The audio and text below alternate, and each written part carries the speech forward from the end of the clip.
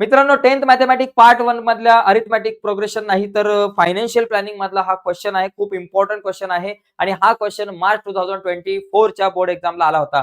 Question मध्ये काय दिलंय? The face value of share is 100 rupees, market value is 150 rupees, rate of brokerage is 2% and brokerage paid on one sale. बघा, find brokerage. आपल्याला काय करायचं? Brokerage काढायचा आहे. एका शेअर वरती जो ब्रोकरेज मी दिलाय तो जो ब्रोकरेज असेल तो आपल्याला काढायचा आहे. काय दिलंय? फेस व्हॅल्यू दिले 100 आणि मार्केट व्हॅल्यू दिले 150 आणि ब्रोकरेजचा जो रेट आहे 2%. तर आपल्याला ब्रोकरेज काढायचा बाबा किती आहे? ब्रोकरेज काढायचा आहे. एकदम सोपा क्वेश्चन आहे मित्रांनो. ब्रोकरेज काढताना कधीही तो मार्केट व्हॅल्यू वरती काढायचा.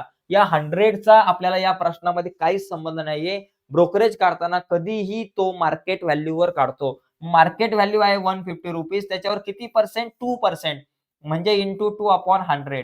बघा, 150 इंटू 2 झाला 300 डिवायडेड बाय आपल्या 100. 300 ला 100 ने डिवाइड केलं, माझ्याकडे 3 आलं, म्हणजे ₹3 रुपीज हा झाला ब्रोकरेज.